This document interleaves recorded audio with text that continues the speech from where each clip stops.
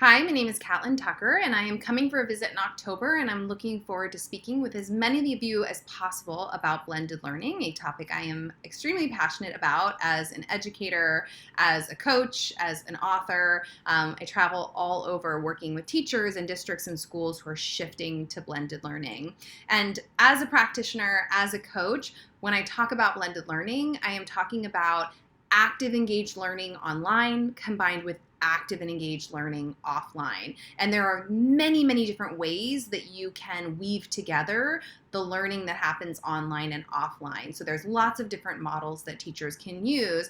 And the goal is really to give students more control over their learning. And in traditional classroom settings where teachers are using a whole group lesson for every single lesson, there's very little instructional design variety.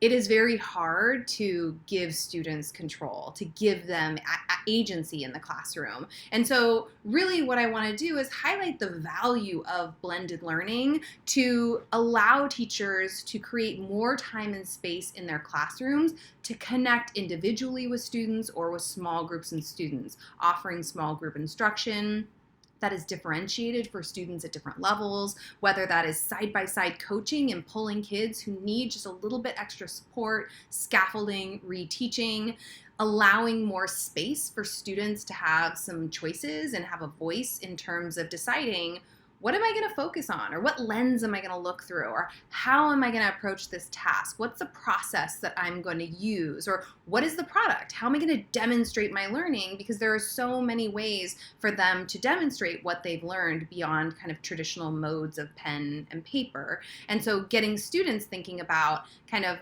what are the ways they would like to show what they're learning. And then there's also opportunities for teachers to move some of the assessment and feedback that is so time consuming in terms of their lives outside of school and pull those things into the classroom so that when they're giving feedback, students are right there and they can benefit from it as they're working. And as teachers are grading something, students can be sitting right next to them and really understand what am I doing well and where do I need to put my time and energy to improve.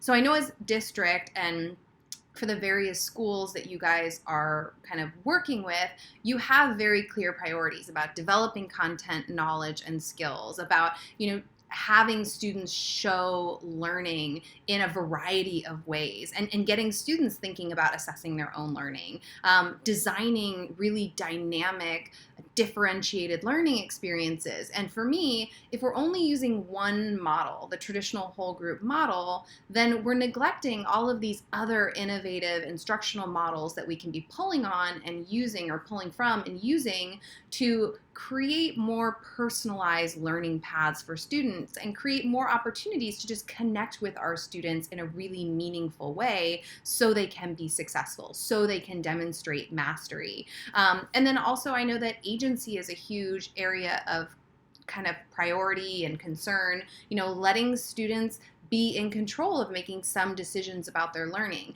The more agency they have, the more motivated kids are going to be to lean into the learning that's happening. So all of these things that you guys have already prioritized and kind of labeled as being things that you want to focus on, that teacher teams are focusing on, can be made easier to accomplish if you're using a variety of technology-enhanced instructional models, which is what blended learning really is. So I'm excited to come connect some of those dots, answer questions, and hopefully you guys as excited about blended learning as I am when I'm there in October. So I hope to see as many of you as possible.